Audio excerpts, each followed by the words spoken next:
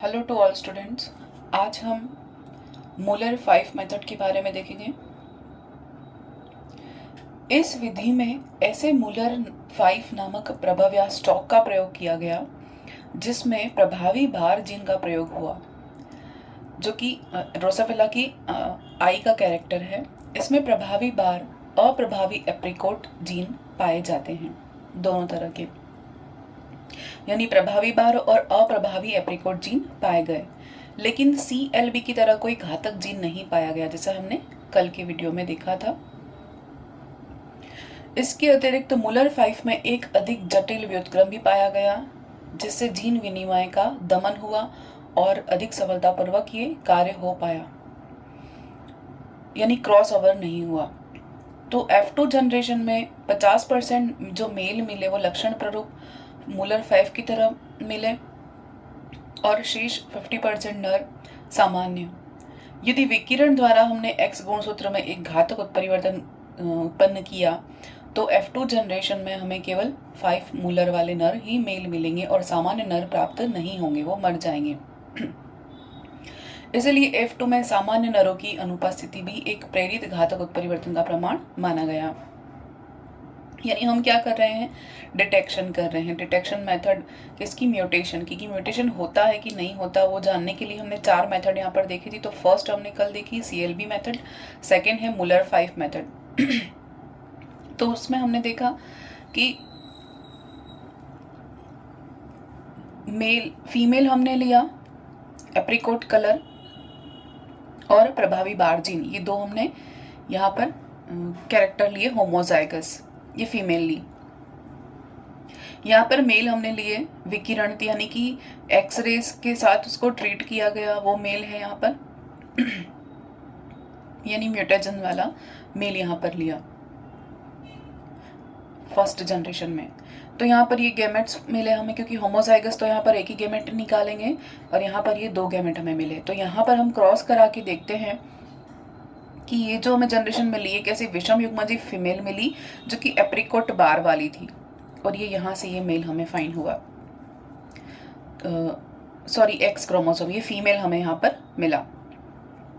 यहाँ पर हमें जो गैमेट मिले सॉरी जो संतति या ऑफस्प्रिंग हमें मिली वो कैसे थी, मूलर 5 शलाखित एप्रिकोट मेल और बार भी था प्रेजेंट। एप्रिकोट मेल और बार ये दोनों कैरेक्टर वाले हमें यहाँ पर फाइंड हुए। लेकिन ये कैसा मिला, यहाँ पर ट्रीटेड, एक्सरे से ट्रीट किया हुआ। अगली जनरेशन में हमने क्या किया, इन्हीं से प्राप्त गैमेट्स में हमने क्रॉस कराया वापस से। F2 जनरेशन में क्या मिला, ये हमारे पास एक है एप्रिकोट बार और एक है नॉर्मल X क्रोमोसोम। यहाँ पर ये एप्रिकोट बार और एक ये ट्रीटेड, एक्सरे के द्वारा ट्रीट किया गया। तो यहाँ पर हमने क्रॉस कराकर देखा सॉरी कि यहाँ पर एप्रिकोट बार मूलर जो मादा है वो हमें मिली, दोनों हैं वो कैसे होमोजाइगस हैं, एप्रिकोट बार और एप्रिकोट बार दोनों सेम क्रोमोसोम हमें मिले। नेक्स्ट हमने क्या देखा कि ये जो फीमेल है वो कैसी है, शलाखित, यानी बार और हेट्रोजाइगस है। ये तो समयुग्मजी यानी होमोजाइगस मिले। ये कैसे मिले, शलाखित यानी शलाखित विषम युग्मजी मादा हमें मिले, यानी बार आई जो है वो विषम युग्मजी हेट्रोजाइगस मादा मिली। यहाँ पर हमें जो मेल मिले वो कैसे मिले, एप्रिकोट बार मूलर 5 मेल शलाखित एप्रिकोट, यानी कि बार और एप्रिकोट ये दोनों कैरेक्टर वाले हमें मूलर 5 नर या मेल मिले। यहाँ पर हमें मेल जो मिले वो कैसे मिले, सामान्य थे, यानी एप्रिकोट बार कुछ नहीं था, दोनों में से कोई भी जीन यहाँ नहीं था, और इनकी मृत्यु हो जाएगी अगर लिथल जीन उत्परिवर्तन प्रेरित हो गया।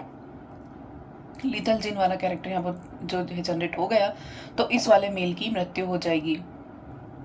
यहाँ पर हमने लिखा भी है कि अगर 50% नर सामान्य होंगे, यदि विकिरण द्वारा ट्रीटेड गुणसूत्रों में घातक जीन हुआ, जैसे कि यहाँ पर हमने क्या किया, एक्सरे से ट्रीट कराकर इसको यहाँ पर टेस्ट करने के लिए देखा था, तो एक्सरे से वो म्यूटेट हुआ कि नहीं, एक्स किरणों द्वारा हम जानते हैं कि म्यूटेशन होता है, बार बार एक्सरेस डाल के देखा तो इनकी जीन में परिवर्तन आया, वो घातक जीन जनरेट हुआ कि नहीं वो यहाँ पर आकर पता चल जाएगा कि अगर वो घातक जीन अपना प्रभाव दिखाएगा एक्स रेज का प्रभाव पड़ा, तो वो एक्स किरणों के द्वारा उसके क्रोमोसोम उसके जीन्स में सीक्वेंस में बदलाव आ जाएगा, या जीन्स बदल जाएगा